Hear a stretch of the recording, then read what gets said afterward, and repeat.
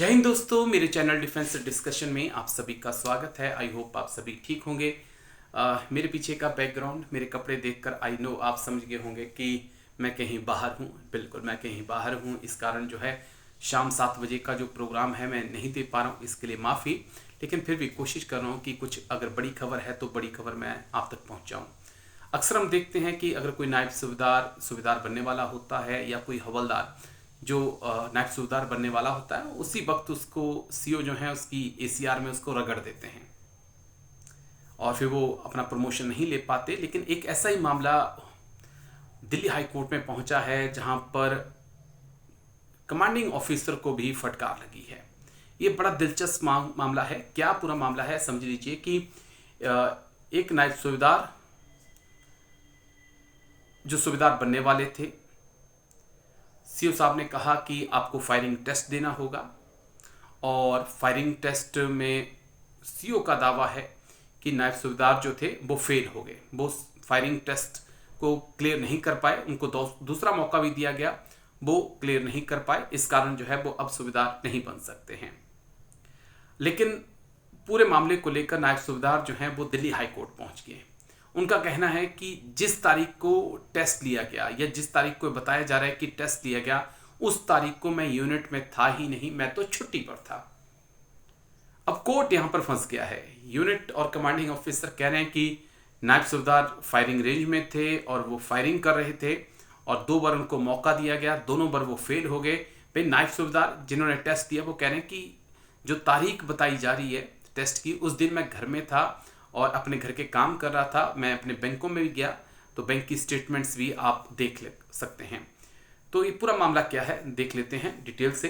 एक तीखे विवाद में दिल्ली उच्च न्यायालय ने 27 फरवरी को अपने आदेश में सेना की 20 राजपुताना राइफल के नायब सूबेदार रमाकांत सिंह को 28 फरवरी को निर्धारित तिथि पर सेवा मुक्त करने से रोक दिया और रजिस्ट्रार जनरल को एक महत्वपूर्ण 1 महीने की अवधि के लिए उनके mobile call detail record, CDR और सेल टावर लोकेशन डेटा प्राप्त करने के निर्देश दिए हैं, ताकि ये पता चल सके कि क्या वाकई में ये जवान छुट्टी पर था या अपनी यूनिट में था।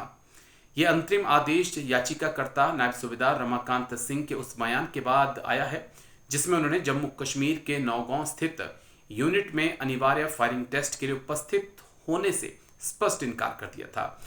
उनके यूनिट के कमांडिंग ऑफिसर कर्नल आनंद ए शिराली का दावा था कि रमाकांत सिंह इस फायरिंग टेस्ट में फेल हो गए थे। वहीं न्यायमूर्ति बी कामेश्वर राव और न्यायमूर्ति मनमीत प्रीतम सिंह अरोरा की पीठ नायब सूबेदार रमाकांत सिंह द्वारा भारत सरकार के विरुद्ध दायर रिट याचिका की सुनवाई कर रही है। याचिकाकर्ता स्वयं अदालत में उपस्थित हुए, जबकि कर्नल शिराली और सूबेदार रणवीर सिंह दोनों उनकी सेवा विस्तार के चयन बोर्ड के सदस्य थे, वर्चुअल माध्यम से शामिल हुए। कर्नल शिराली ने अदालत को बताया कि नायब सूबेदार रमाकांत सिंह ने 2 अगस्त 2025 को जम्मू कश्मीर के नौगांव में आयोजित दिन रात फायरिंग यानी कि डे और नाइट फायरिंग टेस्ट में भाग लिया। जब वह पास नहीं कर पाए तो उन्हें 4 अगस्त को एक और मौका दिया गया। अधिकारी के अनुसार याचिकाकर्ता ने पुनः परीक्षा में भी कम अंक लिए, तो इसके कारण उन्हें नेक्स्ट प्रमोशन के लिए अयोग्य घोषित कर दिया गया। यानी कि कहने का मतलब यह है, कर्नल जो हैं कमांडिंग ऑफिसर, उनका कहना है कि 2 अगस्त और 4 अगस्त को फायरिंग टेस्ट हुआ जिसमें नायब सूबेदार रमाकांत जो हैं वो क्लियर नहीं कर पाए। लेकिन दूसरी तरफ जो है रमाकांत का कहना है कि अगस्त के महीने में वो छुट्टी पर थे। उनकी तरफ से क्या कुछ कहा गया है वो देख लीजिए। उनका कहना है कि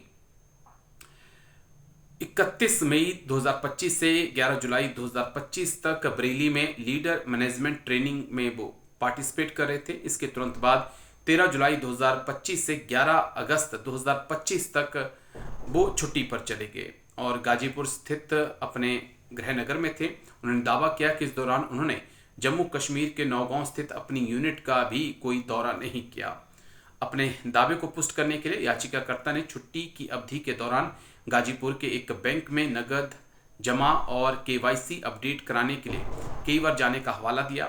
उन्होंने अपने सक्रिय मोबाइल नंबर भी बताए और स्पष्ट किया कि उनकी पुरानी बैंक पासबुक में दर्ज एक मोबाइल नंबर का उपयोग उन्होंने 15 से नहीं किया है।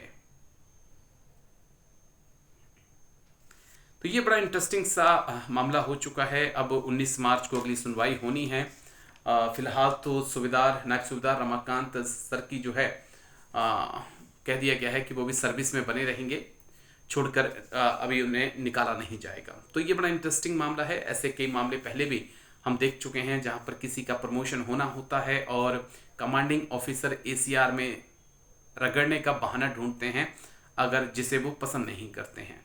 तो ऐसे लोगों के लिए एक सबक भी है कि आज कोर्ट के दरवाजे खुले हैं और आने वाले वक्त में जब अग्निवीर बाहर आएंगे तो ये मौका और ये केसेस और ज़्यादा बढ़ सकते हैं।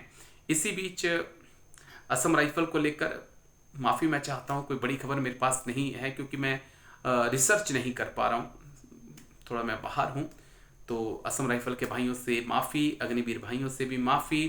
कुछ मैंने इंटरव्यू किए हैं, वो लगातार अपलोड होते रहेंगे, वो आप देखते रहिएगा। कमेंट्स करके लाइक शेयर कर दीजिएगा। आपके बहुत सारे मुद्दे आए हैं, उनके ऊपर मैं बातचीत करूँगा, लेकिन फ़िलहाल माफ़ी आपसे चाहता हूँ। Thank you. जय हिंद। Take care.